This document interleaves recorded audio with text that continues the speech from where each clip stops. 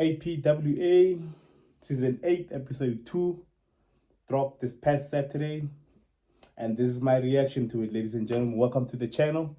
Hit my music.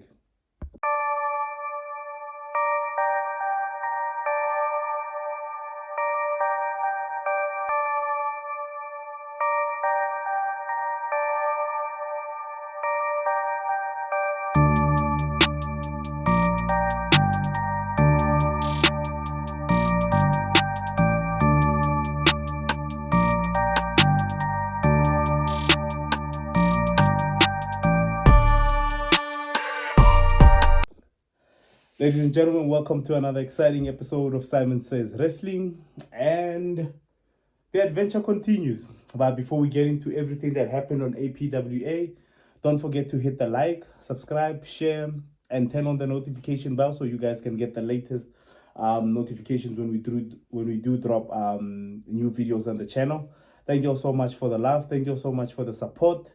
Channel is currently at 105, almost 1,005 subscribers. Don't forget to share the channel, share the links. Let's grow the community. As much as the social medias are growing, we need the YouTube channel to also do a great performance. So share the channel, it's priceless. Hit the like, leave a comment. Free mahala, wire, no days off. Yeah, like I said, I've been recently going into the South African wrestling scene. First promotion I bumped into is APWA. It's currently titled Anarchy. It's in Season 8, and it's every Saturday on YouTube. They drop a new episode. So this past weekend I checked out the episode, and yeah, man. I'm still enjoying the journey. A lot of things that I'm picking up as well from the show that not that I don't necessarily like, but are basically just rubbing me up the wrong way in terms of show performance and show enhancement for us, the fans watching from home. As excited as I was last week about basically discovering the promotion, so as excited as I was about getting this promotion in South Africa, just like any other wrestling company, they also get it wrong here and there. So join me as we go into this journey, as we go deeper into the APWA well of wrestling. So yeah, Chris K, I got his name, wrote it down, and I think going forward, I'm gonna have a good time also just, every time I see the face that I know, say their name, record it into. I did promise on the previous episode that I am gonna get these people's names correct, and I'm gonna get it correct. So Chris K, who is the undisputed champion on APWA, kicked off the show for us. Had an announcement, basically announcing the fact that he's going to the United States and he's taking the title with him. So the thing is, from his promo, I couldn't exactly tell whether he's taking that title to the United States to represent the company, or he's actually getting hired by another company in the United States. Like I said, it's also a lot of things that are starting to rub up at me, and I'm starting to notice the fact that they can't stick to the promos that they can't stick to one subject. They're always jumping from one subject to the other. They never fully actually give you the main point of that whole interaction with basically Vusi and Chris K. Chris K basically coming out, I think this was an announcement that he hadn't told to the general manager, he hadn't told anyone. It was basically breaking news for everyone tuning in onto the channel, the fact that he will be taking the title with him to the United States. I don't know, he said one of the wrestlers once got scammed. He's not getting scammed, this is for real, and he's taking the title with him. So it gets very hard to follow this sort of storyline when you don't really know where it started from. But it seems like this is something that had been in the works for him, that he might have applied somewhere at another wrestling promotion or caught someone else's eye and basically landed the deal, which will see him up in the United States, which is a great flipping endorsement for him. It's a great opportunity for Chris K to go and basically push the APWA agenda in international waters. Any wrestler from South Africa that can be called to any wrestling promotion that's not within Africa itself, whether it's going to the United States, the Europe, because as much as there are a lot of fans in South Africa, the wrestling culture in our country is not as big as what it would be in Europe, other international countries. It's not as big. And if only South Africans knew the amount of money and the amount of success that you can actually achieve in wrestling itself, not to mention covering it or making content on wrestling, but like being a wrestler. If you are a wrestler and you are somehow recruited into a big company that has a great sponsorship and basically has a TV deal, as a wrestler, it's gonna set you up for life, given the fact that you don't maybe get injured or maybe get derailed in whatever you're going through. But wrestling has a whole lot of money, ladies and gentlemen. These people are filling up stadiums. These people are filling up arenas abroad. There's tickets, there's merchandise, there's shops.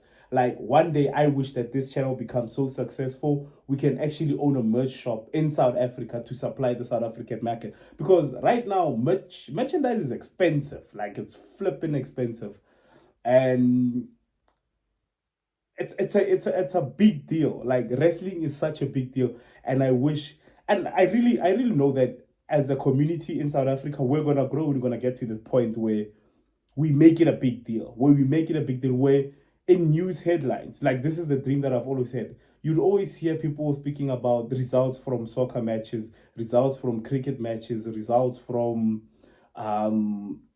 basketball, results with soapies trending. If we're able to make soapies trend, this as itself as a scripted show for entertainment and people who actually put their bodies on the line should actually be covered in the news genre. I don't know. Maybe I'm crazy about that. Let me know in the comment section down below. It would be awesome one day to actually just pop up on a huge radio station and be like, it's Saam Says Wrestling. This weekend, we're looking forward to Anarchy Season 8, Episode 3, where we'll be featuring Chris K, Wiese, who is this? JP De Boer, Saam King Khoza, Vusi, the great William and Dex. Like, that would be such an awesome feeling to actually present this idea to the world that the community in South Africa can actually grow. I'm getting sidelined. I'm daydreaming. It's gonna happen, ladies and gentlemen. It's gonna happen. One day this community will be big. One day we'll look back at this video and we'll have about 5 million subscribers, and we'll say, remember the time we made a video when we were 104 subscribers, and we said this is gonna be a big deal. Every fan that wants to make content in South Africa, in Africa, feel free. Let's push the culture of wrestling. Let's unite and make sure that this thing blows up. Get what I'm saying? But yeah, Chris K is leaving with the championship. I don't know whether this is going to fall into a storyline where the company is trying to stop him from leaving with the title. But it seems that Chris K is basically on his way out the company with the United States, to the United States with his undisputed championship. The other thing that I picked up is that Wiese also came out to confront Chris K about the news that he has told him. The same with the great William, who confronted him backstage, basically asking him, when did you know about this? And like I said in my first reaction of this whole show, these guys are friends. Everyone in that locker room knows each other. They probably drink together and they probably been to each other's homes. That's how close they are as friends. So when they cut a promo of trying to build tension in a group, you can almost see from the outside that this is not actually real tension. This is just for the cameras to let you know I'm acting a role. So it has to get to the point where they all have to develop their, I'd say, acting skills. Because as much as you would want to preserve kayfabe, you have to have some inch of acting skills, like to maybe be told to express anger, to express doubt, to express jealousy on your face with your facials, with not having to like say it to the person that, what are you doing? This is going to create a whole lot of tension. They have to be given cues. They have to be given acting classes. Like maybe there's online classes as well for like acting, like expressing yourself. If William was so concerned, it would have been way better if they found William speaking with Dex, basically telling Dex, this guy's announcing the fact that he's leaving with the one thing that's basically leveraging us as the best group in the company. What do we do from that? Like basically be worried, saying, Chris K is leaving with the title. What does that mean for us? What do we do going forward? And you have Dex basically responding, I don't know, man. I do not understand why he went out there first to tell the whole world instead of telling us as a team. Immediately when he walks in, have an expression of going, oh, hey, Chris, we just had the great news, man. But I was thinking, why didn't you share this information with the group instead of sharing it to the world before? So it creates that whole thing of having a tense. That was my improv way of trying to act like, I'm in a wrestling promotion. But yeah, I think they need to have some sort of adjustment to the way that they're acting towards each other. They need to understand the barrier that this is not it's not, as much as we are friends, as much as we hang out, we need to push a promotion and we need to push a storyline. They have great storylines. The one thing that I will give APWA is the fact that they have a great storyline and they stick to it. I love that for them. I loved it the first episode and I love it in this episode that it's still continuing, that even though they are taking random people and matching them together, it's people who have something in common and can still push the agenda of having the tag team titles and being the first tag team inaugural champions in APWA. So yeah, Chris K is that situation. The new way forward. That name for me is a bit too long. I don't know if management can do something about that. Maybe shorten it to the NWF or something like that, just to make it social. Why did I say social? But just to make it shorter, to say the new way for NWF, the NWF, so it gets easier. It rolls off easier off of the tongue. But if I have to say it word for word, verbatim, the whole thing, it's gonna be a bit weird. And the fact that it has N in it also just goes to old groups like the NWO. Get what I'm saying? So it gives you that representation that these guys are rebels. These guys are here to take over. These guys believe that whatever they want, they can take from anybody, anytime. That's what the NWO was the first time. It was basically creating a new generation. Well, not a new generation, but a new agenda in the wrestling business where whatever they feel that they deserve, they don't have to ask for it, they can take it, which is what I think the NWF is also trying to establish. The fact that the company cannot contain them. They cannot in any way tell them what to do, how to do it. They have the undisputed champion in their group, and given the fact that there's two other members and this jet that they never actually, can somebody give me the title or the his name or his ad on social media? I want to follow the guy. If they don't want to give him attention, I'll give him the attention. I'll follow the guy. Like the comment down below. Let me know who the gent is. He's been made to play the third wheel of the group. He's been made to play the ice boy. He's been made to play the bag boy who gets the bags for him. So I want that guy's details. I want to follow him. I want to get to know him. Wiese went outside, bumped into a gent named Saam, and Saam is basically a lone wolf.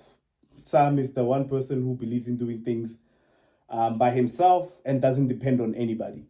This is what I got from the conversation he had with Wiese. They also combined him with King Khoza, who's also another lone wolf. You see, people who have similarities placed in a tag team and then going into the ring to showcase how they can get along. They went to face JP de Boer and Jay. JP de Boer, I love his presentation. That's the first thing I want to shout out. On the previous episode, I mentioned the Springboks. Basically, when they were coming out and being introduced, like I said, it's inspiration from the rugby team. I would have loved the fact if they maybe had wrestling moves attached into the arsenal to resemble what a rugby match would have. Like maybe, picking up your opponent in the air, clothesline from, like basically calling it a scrum, having like a spear, it basically integrating rugby as a sport into the wrestling ring. But the fact that we had JP de Boer and he came out wearing khakis and fluffies, I just love his presentation. I love the fact that he's your typical crazy Afrikaner guy that's crazy about heritage, wears his khakis, wears his shorts. It doesn't matter the weather, doesn't matter the time. Khakis and shorts, one way, farmer presentation. I love that about him. I don't have enough information on JP de Boer, but it seems like he's a veteran of the game, almost about in the same range as the Springboks. Jay, I think, is the one that came out last week and let us know the fact that he is now being kicked out of the group and is ready to go solo. The newly formed tag team, both newly formed tag team, just that one tag team had 1 week more to prepare than the other. Great match. I love the. I actually, when it comes to Khoza, he can move. Like he can move in the ring. He can sell very very well. He can sell very well. The only other problem that I have is his selling of different moves.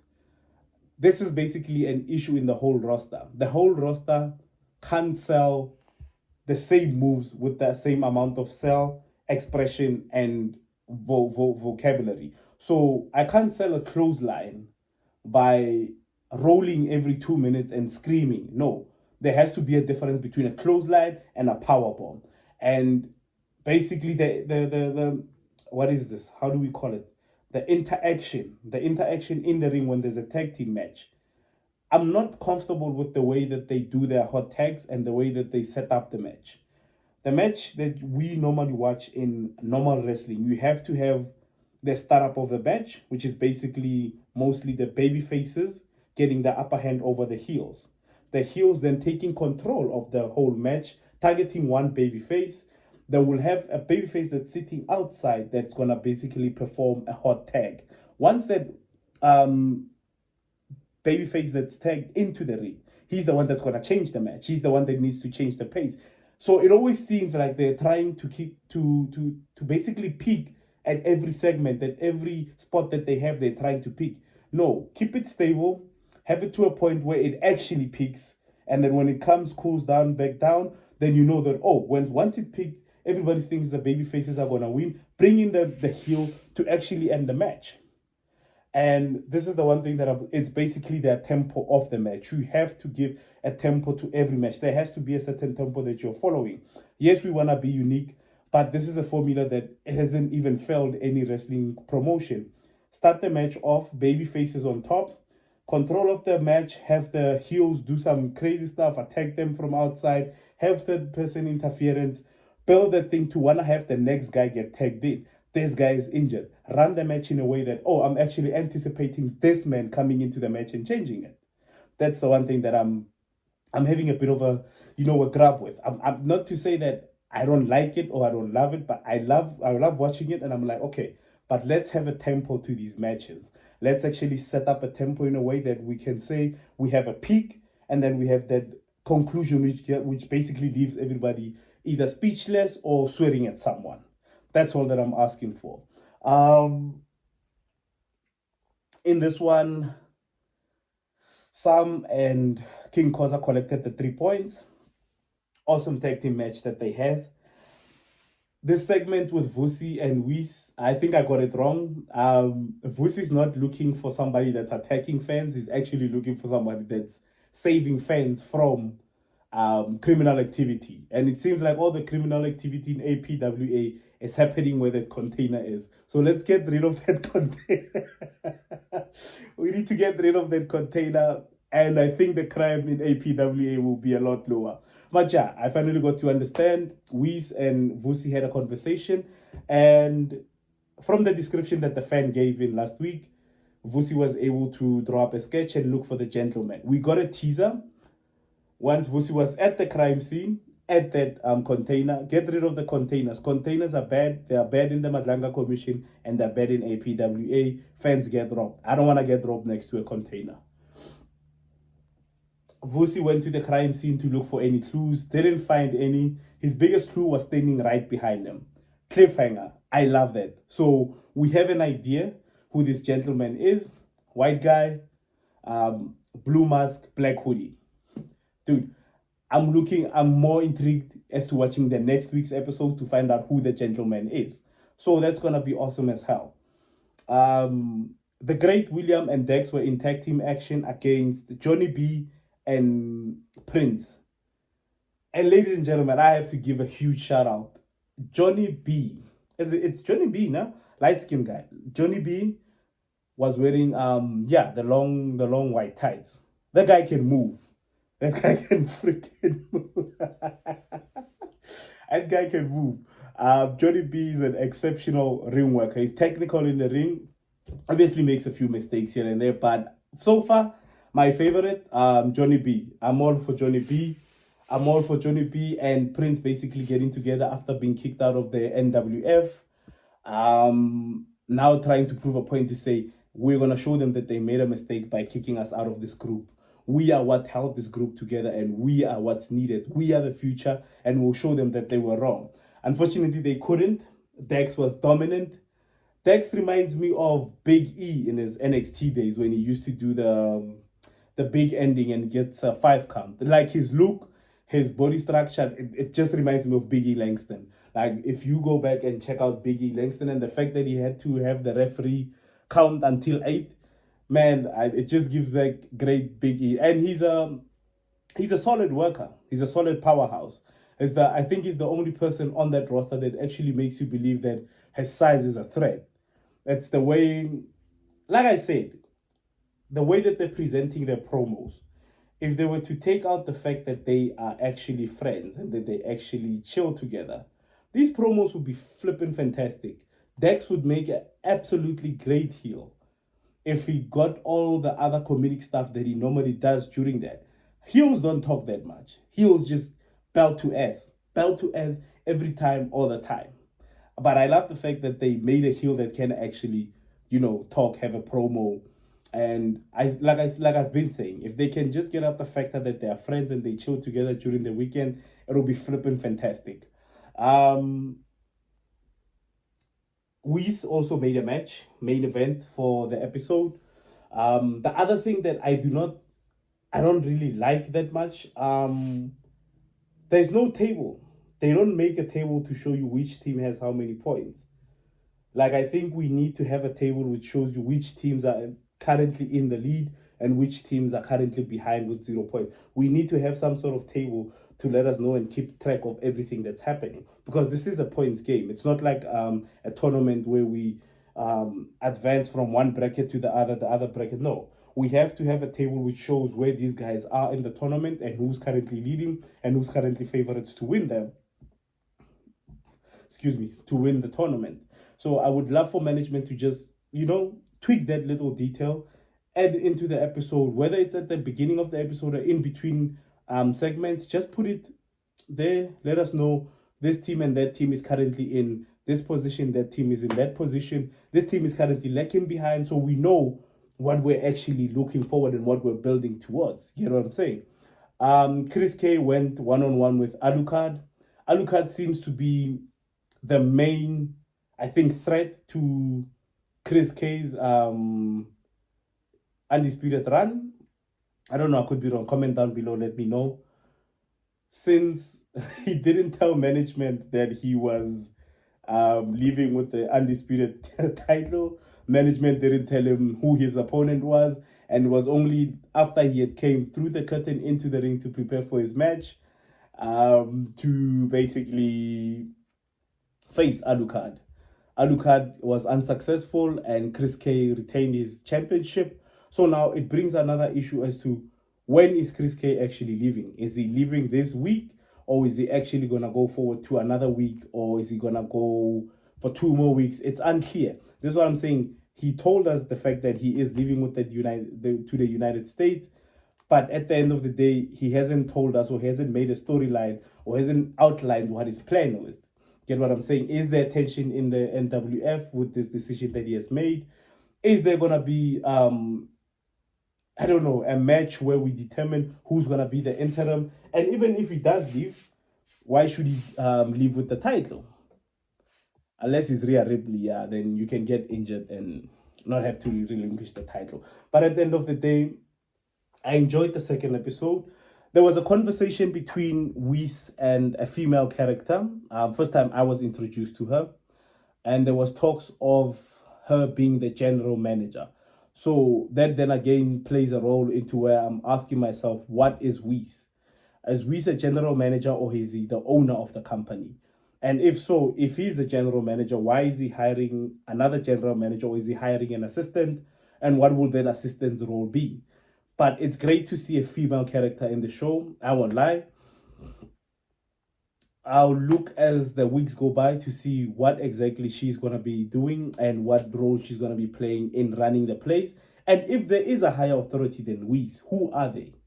Who is the higher authority that Wiese is actually reporting to? Because I think there was a segment where Wiese was calling somebody and he said they are not available and they have a lot to explain for this. So what is Wiese's role in this promotion? Is he a manager? Is he the owner? Or is he half owner, and there's another owner that he actually reports to? But once again, I enjoyed it. It's just the small things that need tweaking. It's the small things that need to be corrected in the promotion. But not, other than that, the fact that they stick to a storyline, doesn't matter what's happening, how it's happening, storylines are being stuck to and characters are being introduced on a weekly basis. And when I get introduced to a character, I love the fact that they explain what his background or what he basically does, what he has done, what he has achieved. Whether he's a lone wolf or a tag team specialist, it's actually mentioned in those promos. Get what I'm saying? But I love it about the promotion. I'm enjoying my journey so far. And if you guys are along watching, let's support the culture, guys. Like their videos, share their videos, react to their videos. Like you guys never actually understand how good of how can I say this, of an impact a reaction has on social media to a product like this one. Whether it's good or whether it's bad, at the end of the day, it means the product is being consumed. The more people know about this product and the more people share this product, then the more we can grow it. So ladies and gentlemen, do the right thing. Don't forget to like this page. Don't forget to follow this page. Don't forget to subscribe to this page. Let's grow the wrestling culture in South Africa. South African wrestling culture needs to grow. Right now, I think if we were to put it into human form, we've just been given birth to. It's time for us to start learning how to use our fingers, our hands, our feet, sight, ears, and we can basically crawl into growing this into a bigger and better platform for everyone to come through, react, guys, share the videos, share the characters, let everyone know that there's an actual wrestling production in South Africa. And like I always said, if there's wrestling, then we need to talk. As always, Simon says, peace, ladies and gentlemen.